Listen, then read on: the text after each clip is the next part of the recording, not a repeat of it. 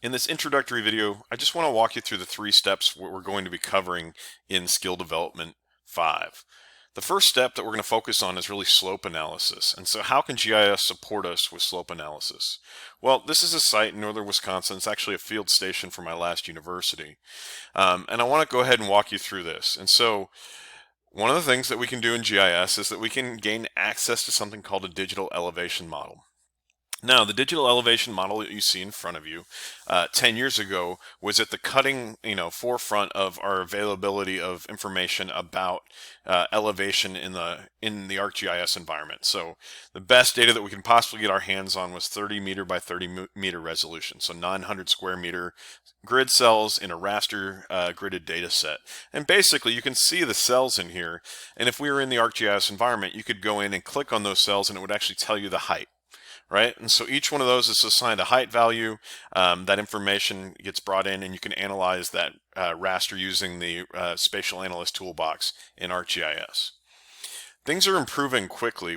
3 meter resolution DEMs started to emerge, in the last decade, and now in many places we actually have access to 1 foot resolution. And so realistically, 1 foot resolution, you can move to construction documents pretty easily with that level of information about topography.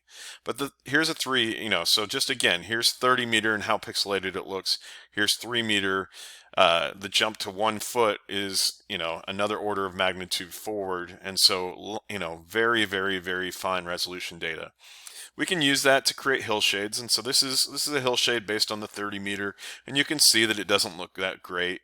We can also take that same information and we can create a hill aspect, and so basically this is that, we know that plants grow on different sides of the hill. They like different conditions in terms of sun and moisture levels, and western slopes get a lot more sunlight. Northern slopes get a lot more winter winds, all kinds of things that kind of jump in looking at aspect. We can also look at slope analysis, and again, rapid assessment of across the landscape, just being able to run a quick tool and see where are your steep slopes, where are your medium slopes, and where are your kind of flat slopes within a site. And so lots and lots of different things that we can do in the ArcGIS environment. You can also see that the advancement of LiDAR is what's brought us to 1 foot contour or 1 foot resolution DEMs.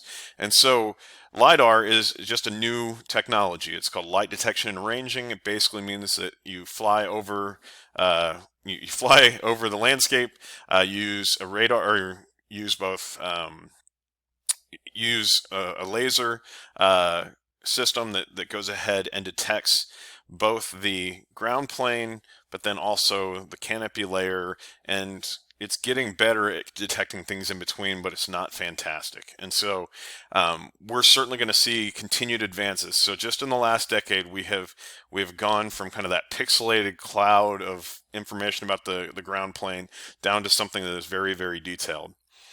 Here's an example of that canopy layer, so we can actually see kind of this is the tree canopy that's sitting over the top of that landscape before. So in this skill development, I'm going to be showing you how to get access to the best available LiDAR information when it comes to getting ground plane data.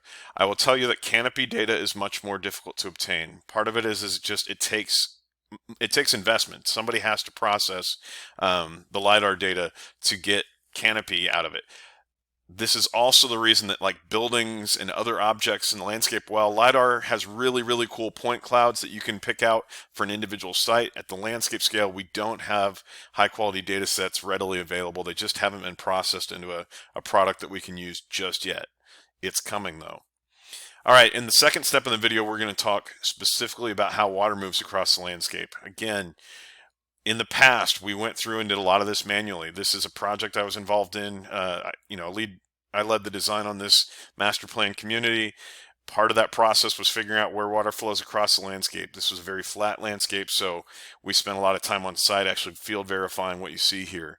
Ultimately, this led into, after we have the development plan, going in and figuring out how all of our network of open spaces is going to serve to provide for flooding during the rainy season. This was just north of New Orleans, and so certainly hurricanes and other things are going to cause flooding. So we were looking at kind of managing that.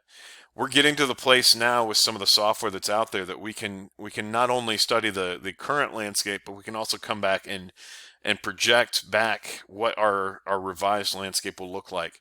These are things that are going to prove really, really useful to landscape architects moving forward and help inform our master planning work. The way that we go about doing this is really just a step-by-step process, and this is what I'm going to show you today, and is that you're going to bring in a digital elevation model. Right. One of the problems with digital elevation models when it comes to water moving across the landscape is that there are places within that model where, because of data accuracy and resolution, basically there become puddles that the model can't figure out how water is going to move out of that space. But we know from landscape observations that it doesn't just continue to pool up there, right? Think of this as ponds or other impoundments, right?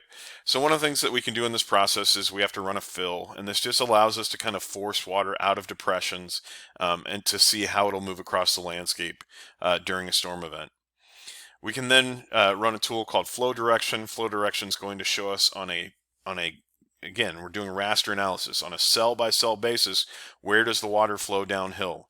And so what you see here in front of you is a series of calculations that show you kind of that building. Water collects, at the top of the hill, starts to come together into somewhat, more and more channelized pathways through the landscape.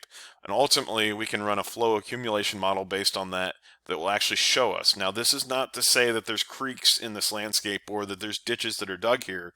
This is what the computer model is telling us is the most likely occurrence of what's happening in this landscape, right? And so when it rains, this is where we are likely to see this come together. The final step in our skill development activity today is step 3. I'm going to show you how to get access to soil data. There's a couple of different ways to go about doing this. I'm going to show you the way that I think is most useful for landscape architects. It's actually a web-based, so think of ArcGIS Online. It's a web-based planning support tool called Web Soil Survey. Web Soil Survey simplifies the data processing demands of the Sergo database and the StatsGo databases, which are two very different and very, very complex soil data sets that are available in the GIS environment. All right, so we'll walk our way through all of that and hopefully get you off and running on developing your site plan.